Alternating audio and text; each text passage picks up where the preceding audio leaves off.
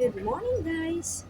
So ngayon, we are heading to our workplace at EC School. So I am working there as EC teacher. So let's go! Ayan, ito yung sinasakyan ko almost every day, guys, papuntang school.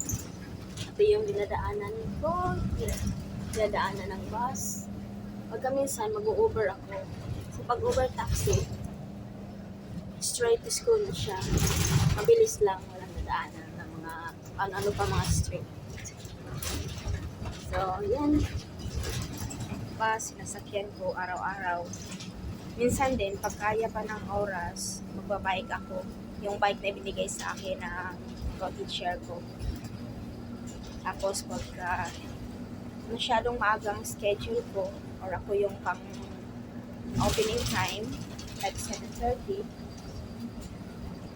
mag-over taxi ako. Pero pag mga 10 o'clock ang starting ng time ko, or 9 o'clock, magbabasa ko. Gaya nito ngayon. 10 o'clock ang time in ko. Ayan guys, nakababa na tayo. So, diretso na tayo sa school. Kailangan ko pang maglakad ng ilang minutes from here sa bus stop.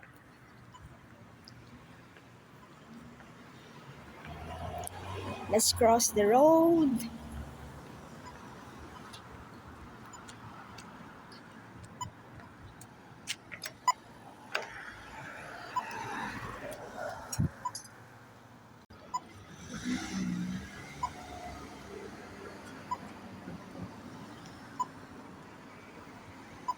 Antayin natin na mag-green yung signal.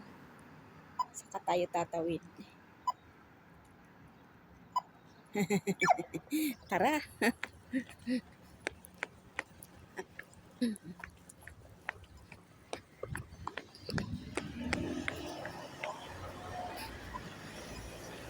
Yan. Katawid na tayo.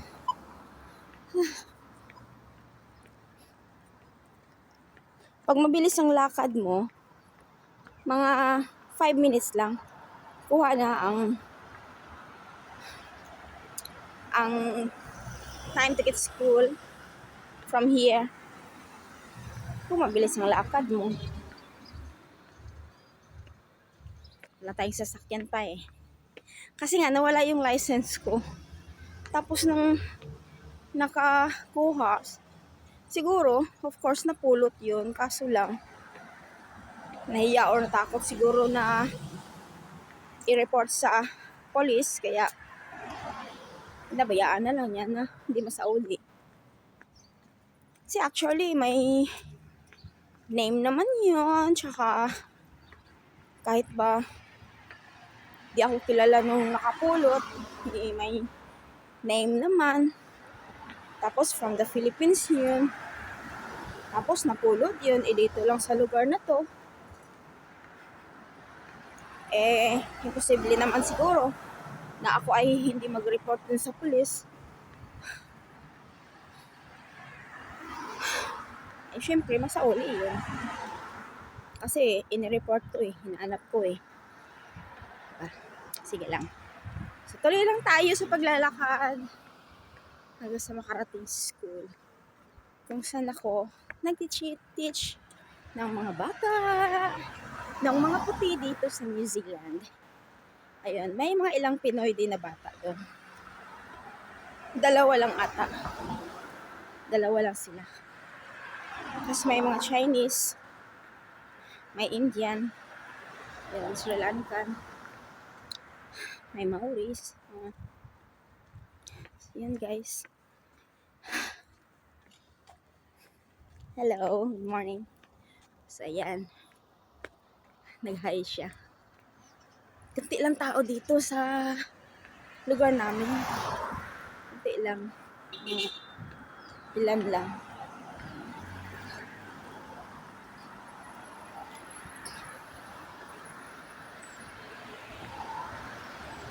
Kahit buong New Zealand naman, kunti lang din ang tao.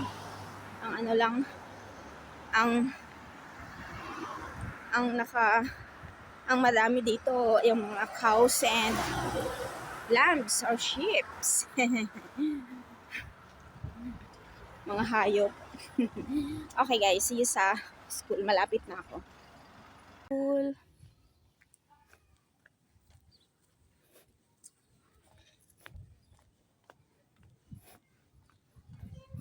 Dumating na tayo.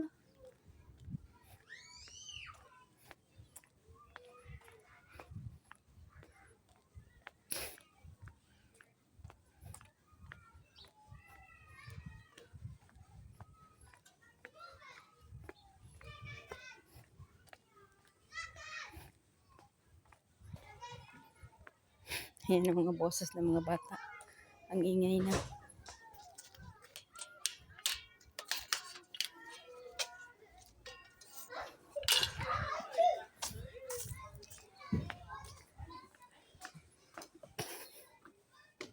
Dito muna tayo magstay for a while habang hinihintay yung time in ko. Wala pa eh.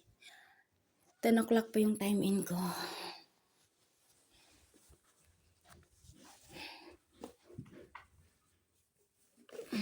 Tapos may ref kami dito. Yan. Yan. May coffee. So, ilagay ko itong aking na baon sa ref. Ito. So, baon ko, kanin at gulay.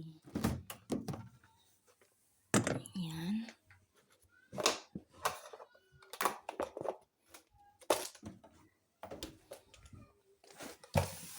So, yan na. Nakarating na tayo sa school kung saan ako nagtuturo ng mga batang puti dito sa New Zealand. Thanks for watching guys. Bye.